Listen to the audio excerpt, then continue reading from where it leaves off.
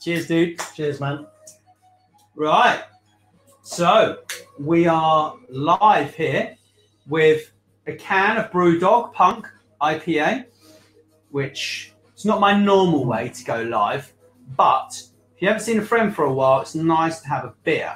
And the story behind Brewdog, yeah, they came from nowhere, yeah, and they grew a business just like that, yeah. Fantastic. They actually launched a load of bars. They launched some kind of membership scheme. Fantastic, yeah.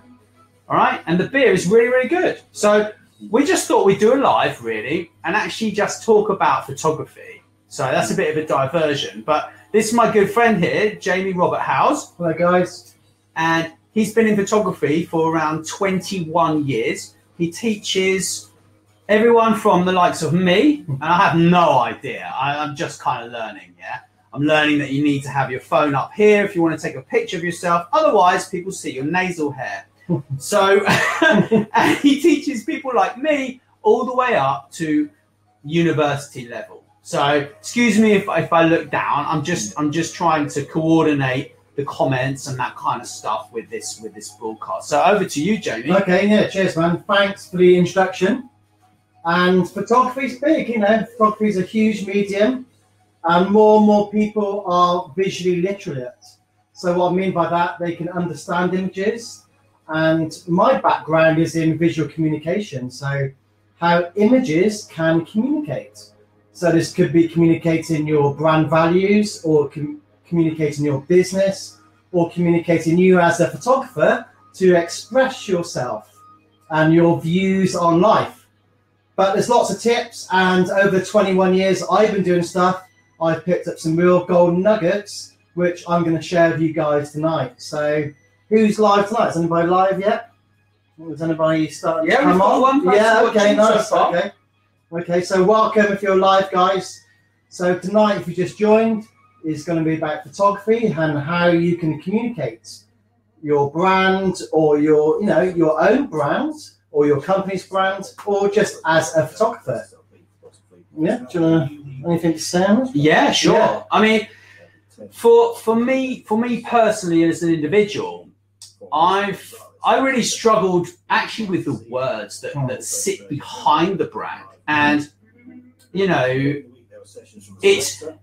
it's really important to actually be able to explain what you do in words that everybody understands before you get out there and actually take the pictures and become flashy and everything else. Because if you don't know the direction you're heading, you can cause yourself all sorts of problems, really. So, you know, I mean, I know we're trying to do here is actually bring the link together between your imagery and actually the words that sit behind it. And I think that's key. Yeah, absolutely. Yeah. Over to you.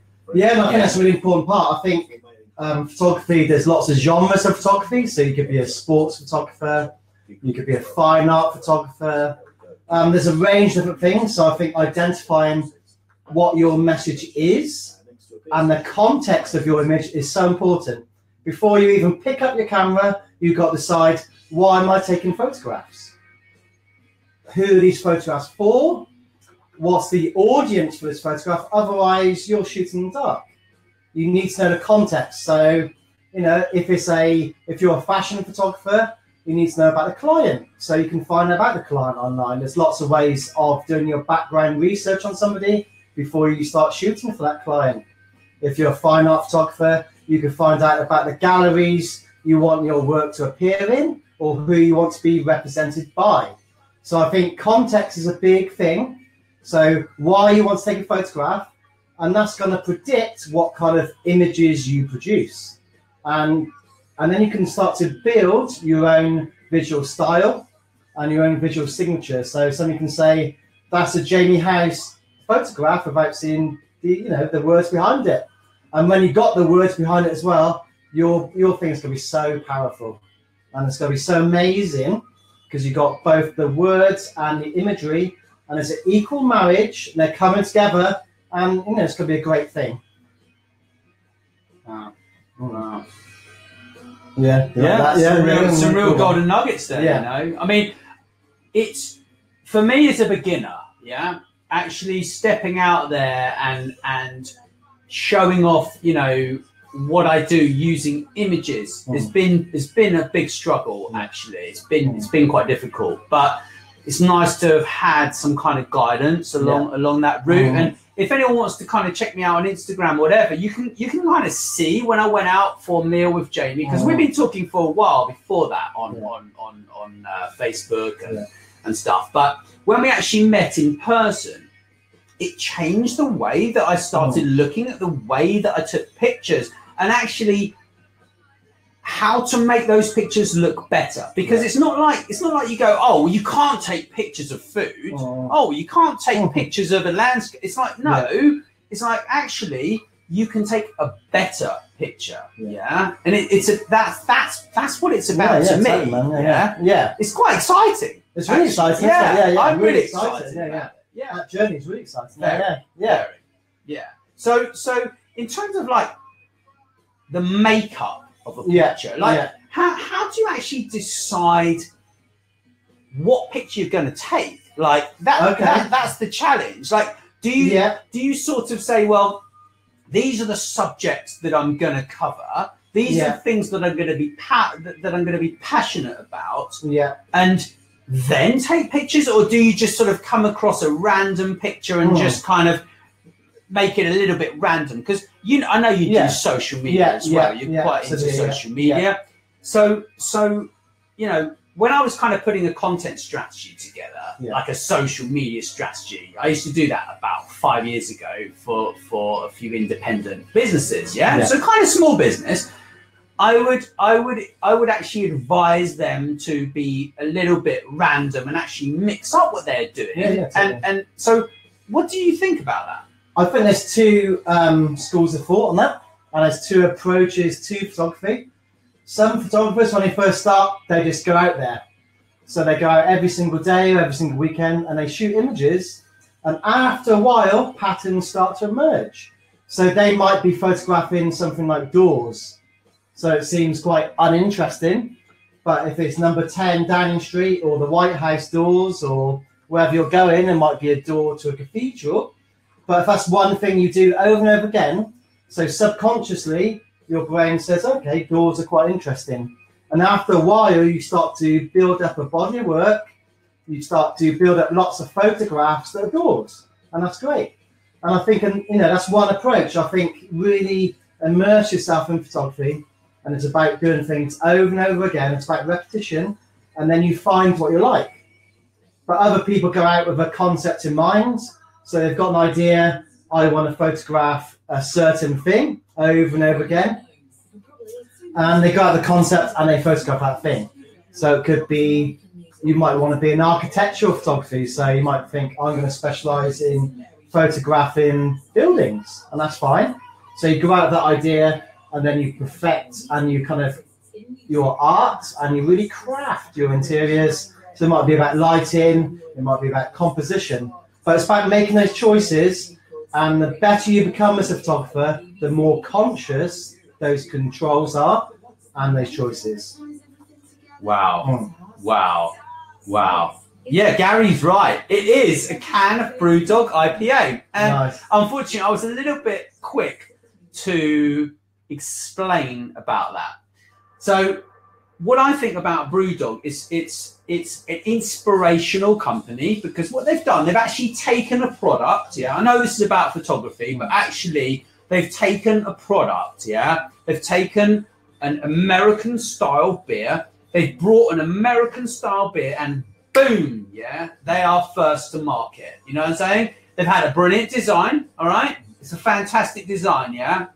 Okay. They've done some amazing guerrilla marketing, like they killed a squirrel or something, and then they put like some ridiculously strong beer in a squirrel. What? That's kind of nuts, right? But you know what? Sometimes you need to just mix it up a little bit, you know, and that's what I'm all about. You mix it up. Thanks, Patricia. It is about the image, you know, and. I mean, we're having a beer. We're normal guys, you know what I mean? Like, Yeah, sure. Sometimes I do a live video in a suit. Yeah, Jamie's made an effort. He's wearing a jacket and shirt. Yes. I'm not. I'm into my Bruce Lee today. Yeah, Good but Bruce Lee, man. you know, the whole point is it's about what it means to you, Yeah. right? And Yeah. you're talking about subconscious photography. Like Yeah. I've never heard of that concept. So Yeah. is it like you take a picture of an amazing door and then your mind just says to you, "Oh, I found an amazing door. Yeah. I'm going to take another one." Like, how does that work? Like, So as a photographer, I used to Yeah. ride my bike, so I used to cycle quite a lot. okay. And I used to cycle and I used to go for a wander. I think, okay, Mhm. I'll cycle for 5 miles Mhm. and see what location I go to. Yeah. But I ended up going back to the same location time and time again Okay. and photographing the same thing. Yep. So my mind, even though I didn't know it consciously, Yep. but on the subconscious level, I was photographing the same thing. So that became my style of photography. So it's about that journey, it's about enjoying the journey, it's about learning about photography, but learning about what you like and what you want to communicate to the world. I think images are really powerful. We see images before the spoken word, you know, so we Yeah. see images like of a feather.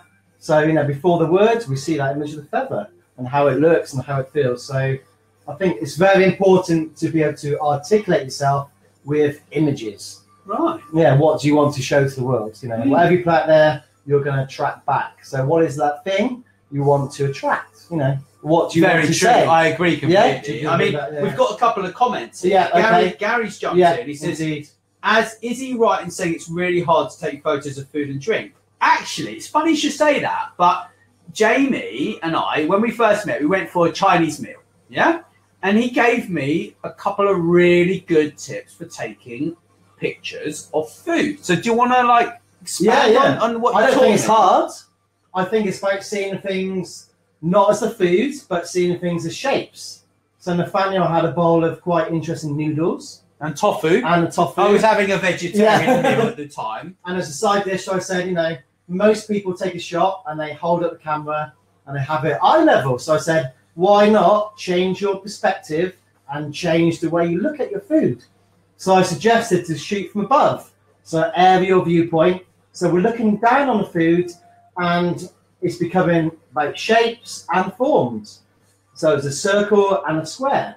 And then it's a lot easier to arrange those elements. And it's a different viewpoint. It's maybe an unfamiliar viewpoint. So it becomes interesting.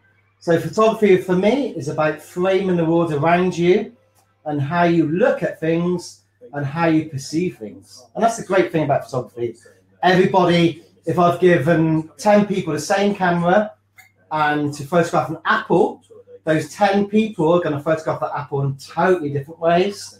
And for me, that's really interesting. Wow. That is quite Yeah, interesting. it's great, isn't it?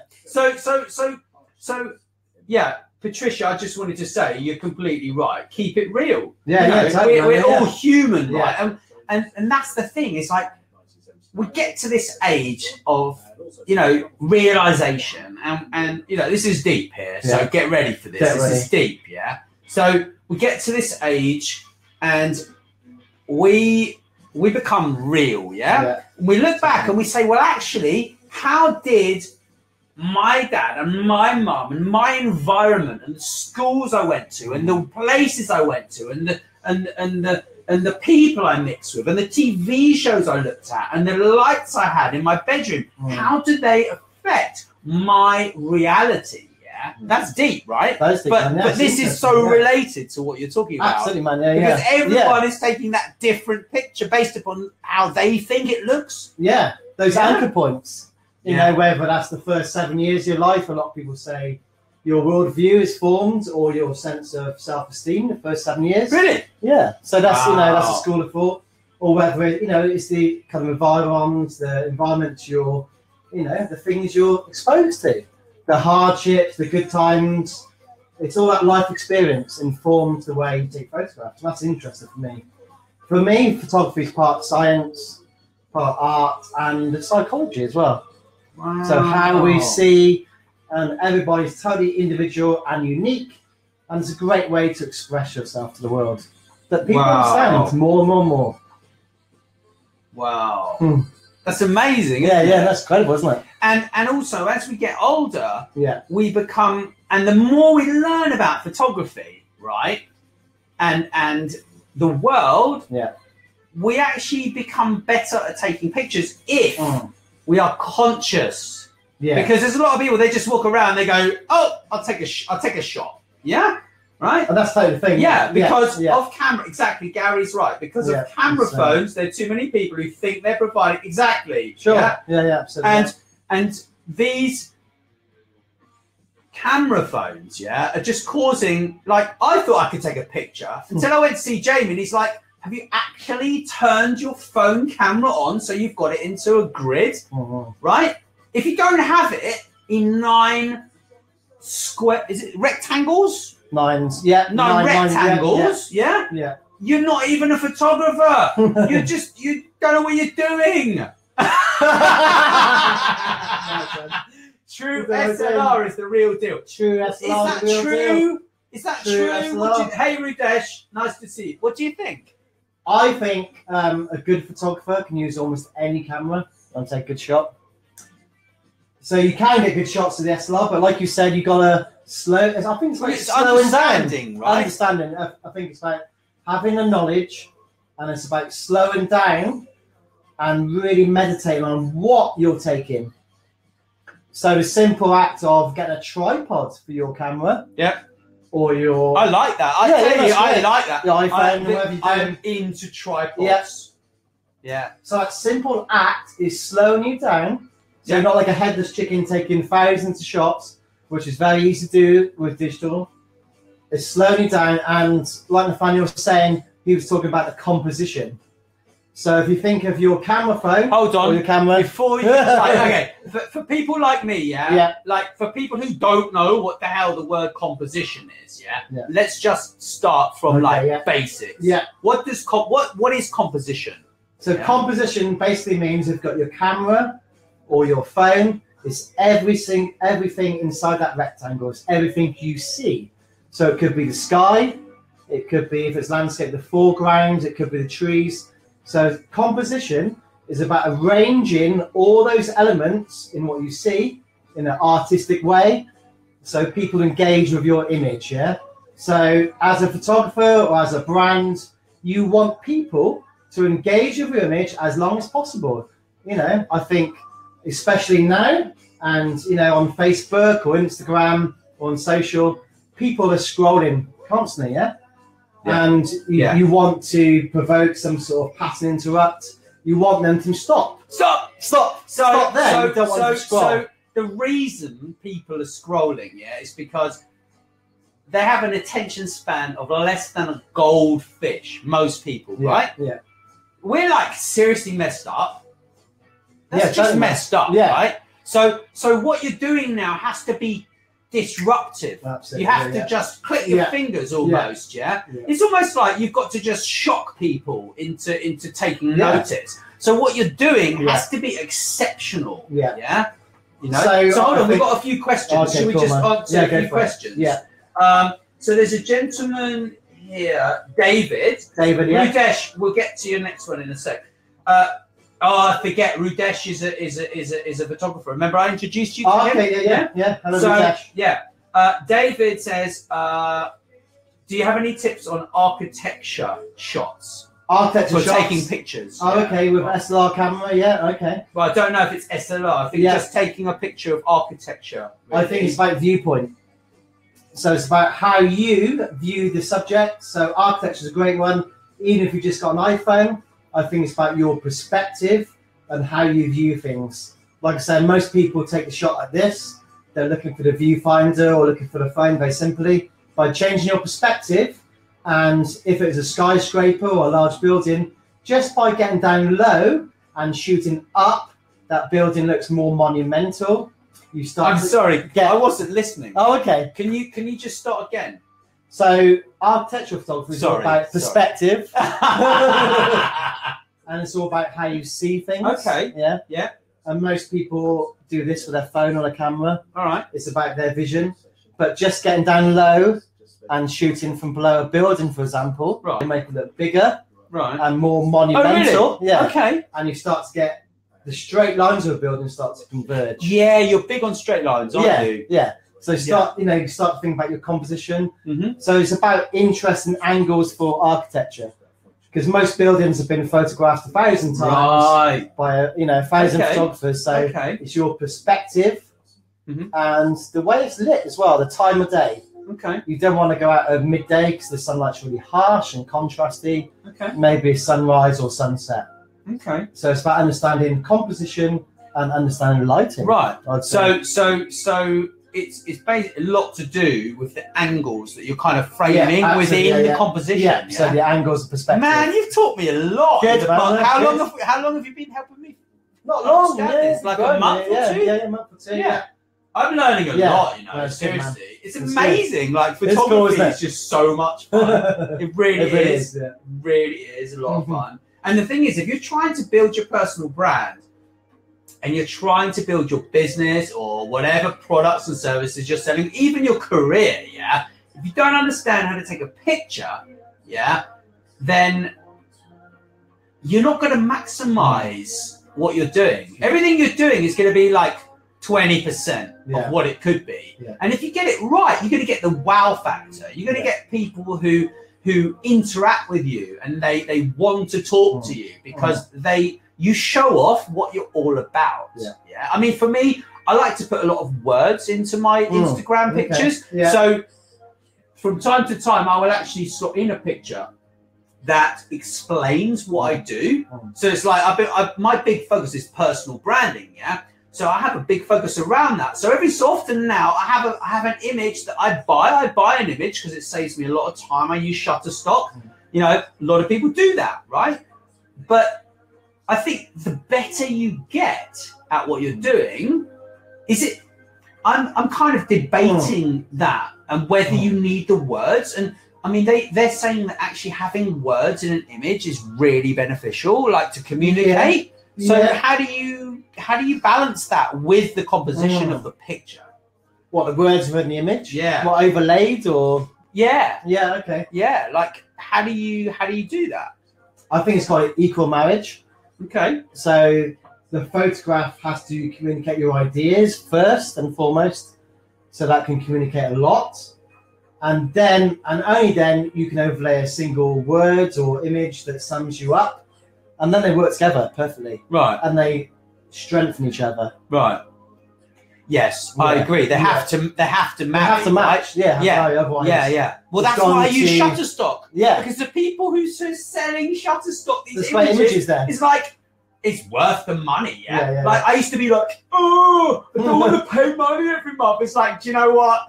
Pay the money. Because it's going to save you so much time and effort. You can mess around with Canva and all these crap apps that drive you round the bend.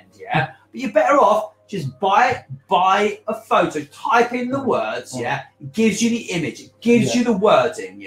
And just do it, right? I mean, like, I'm all about creating content really quickly so you can just get it out there as fast as possible without wasting time. And this is an issue for so many people. They want to get their word out there. They want to write a blog. They want to do this. They want to do this and this.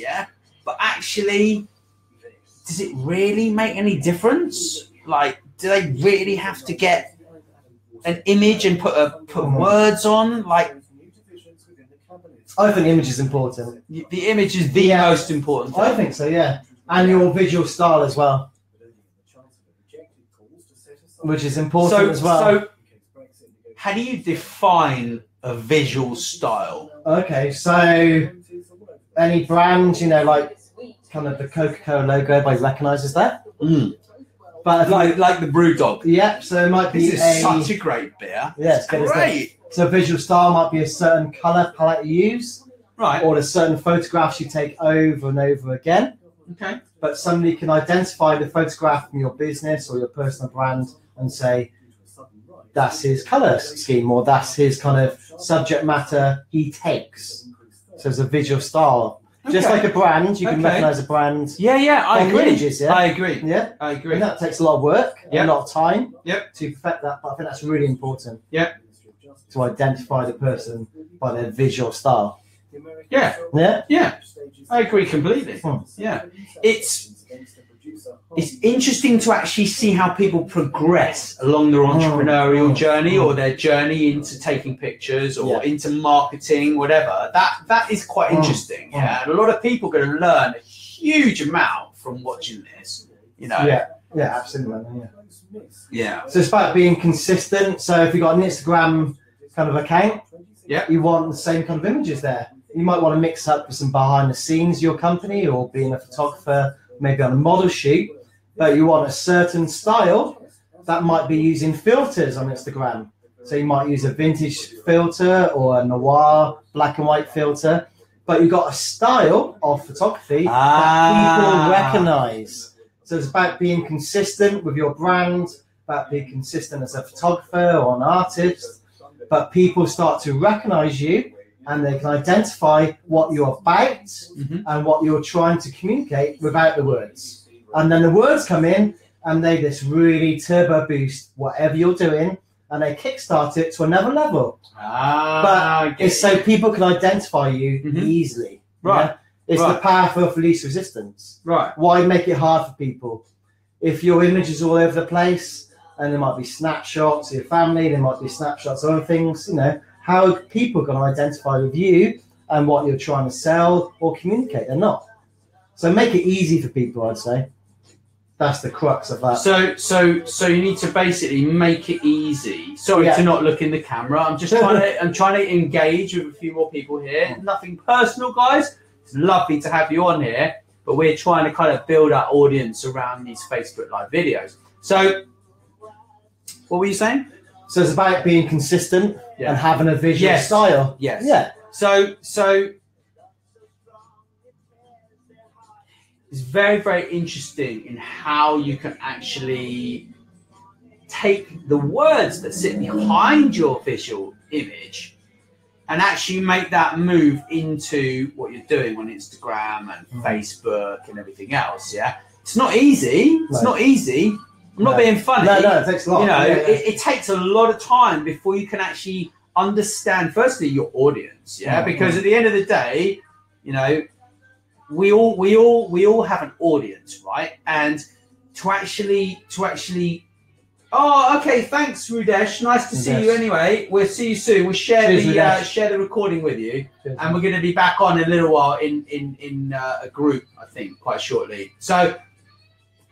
What I was saying was, it's very difficult to actually take your imagery from over here and make that fit with your wording, or make your wording fit with your imagery, and then actually make that resonate with your audience. Because at the end of the day, right, if you're using your images to connect with an audience, they have to be on point and they have to actually reflect what on earth you're talking about. So let's take a step back, okay? And let's say, that you're looking to build a relationship around your product or service that you're selling, or the business that you're involved with, or the job you're involved with, You have to start relating the words to the image and then back again to what you're involved with, right? So just an example, let me think, right? Let's take an image, okay? So for me, right, I work on personal branding and business branding and marketing training. So I work on that, okay? So what I want is I want to take a picture that I have from Machu Picchu, that I've been to Machu Picchu, okay? And I want to take that image and I want to relate that in the comments and the explanation of that picture. Because everyone has a picture of Machu Picchu, right? No one gives a monkeys anymore about that. Everyone's got one, and everyone can talk about it. But the point is actually taking that and saying, well, if I say these words about that, so if I say something like, this is what I did the other day. I was just like, well, if you want to spend more time in places like this, then you need to work on your personal brand and you need to focus on this, and then hashtags, boom. And that's like for Instagram, just as an example. So if you were a motorcycle manufacturer, yeah, Yeah. you would turn around and you would say, you know, do you want to live your dream? Oh. Or you want to sit back down there and you want to ride a scooter which does 35 miles an hour? It's your choice. Yeah. So it's like taking the wording. It's almost like you go and you take the picture and then you go back and you think, right, what do I want to put underneath that picture to make it relate to the people that I'm trying to relate to? Yeah.